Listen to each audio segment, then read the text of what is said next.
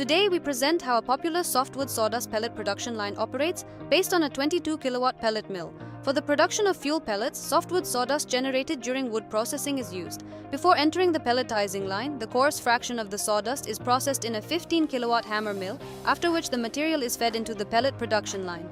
The line consists of a dosing screw conveyor with a 600-liter hopper, a 22 kilowatt pellet mill, a complete cooling system with a screening unit, a gravimetric packaging scale for the finished product.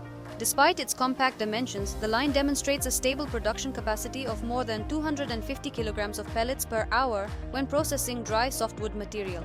We would like to pay special attention to the cooling system. After leaving the pellet mill, the hot pellets are transported into a fully automatic cooling system, which consists of a stainless steel bucket elevator, a cooling column with a stainless steel hopper and an automatic pellet discharge system, a screening unit for dust separation. In areas exposed to high temperatures, moisture, and continuous contact between hot pellets and metal surfaces, stainless steel is used. This significantly increases the service life of the equipment and improves its performance under demanding operating conditions. The cooling system operates fully automatically and has a substantial reserve of capacity. It is designed for approximately 1 ton of pellets per hour and can simultaneously operate with several pellet mills. After cooling, the pellets are automatically transported to the screening unit where dust and fine particles are separated.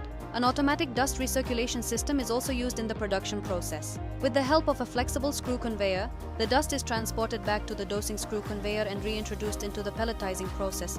As a result, raw material losses are minimized, the influence of the human factor is reduced, the overall efficiency of the production line is increased. Next, the finished pellets are transferred to the gravimetric packaging scale with elevator, where they are packed into bags, sacks, or other types of packaging with a dosing accuracy of plus or minus 1 gram.